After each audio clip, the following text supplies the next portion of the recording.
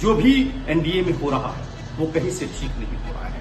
यदि भारतीय जनता पार्टी या जनता दल यूनाइटेड को ये लगता है कि आपके कार्यकर्ताओं को आप सेट कर रहे हैं, तो हमारे भी कार्यकर्ता हैं। चुनाव में उन्होंने भी बढ़ चढ़कर हिस्सा लिया था, उन्होंने भी एनडीए को जिताने के लिए मेहनत किया था, और अगर सरकार में उनको कुछ नहीं मिलता है तो निसंदेह वो हतोत्साहित होते हैं।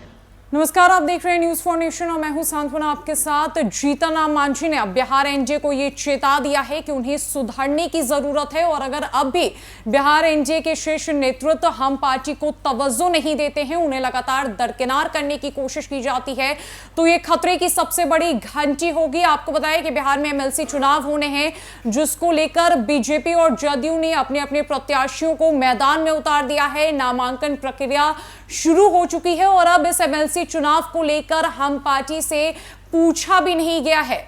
आपको बताया कि बिहार एनडीए ने हम को दरकिनार कर अपने प्रत्याशियों को मैदान में उतार दिया है, जिस वजह से हम के अंदर नाराजगी चल रही है। ऐसे में हम के प्रवक्ता दानिश रिजवान ने बिहार एनडीए को लेकर बातें रखी है और कहा है कि अगर अब भी एनडीए सुधरती नहीं है, हमें तवज्जो नहीं देती है, हमारे कार्यकर्ताओं को सम्मान नहीं मिलता है, तो ये आने वाले वक्त में सबसे बड़ी घंटी होगी खतरे की। आपको बताया कि बीते कुछ दिनों पहले वीआईपी पार्टी को भी दरकिनार कर दिया गया था और अब हम पार्टी की तरफ से भी खासा नाराजगी देखी जा रही है एनडीए को लेकर।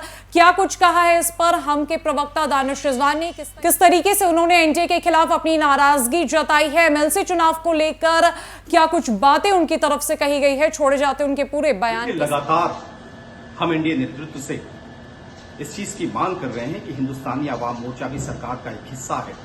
अगर आप सरकार में किसी तरीके की चीजों को बांट रहे हैं तो हिंदुस्तानी आवाम मोर्चा को भी तवज्जो दी जाए, लेकिन लगातार हमारी बातों पर विरोध किया जा रहा है, जिससे कहीं ना कहीं से हिंदुस्तानी आवाम मोर्चा का हर कार्यकर्ता दुखी है।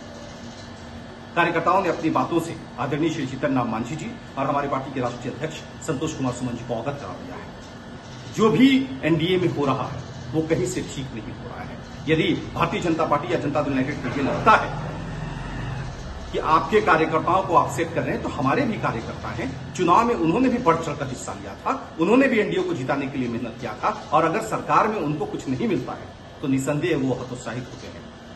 इस तरह का पैटर्न कहीं से ठीक नहीं है और आने वाले वक्त के लिए ये एनडीए के लिए खतरे की घंटी है। अगर अभी भी एनडीए का शीर्ष नेतृत्व नहीं चेता तो आने वाला वक्त ठीक नहीं होगा।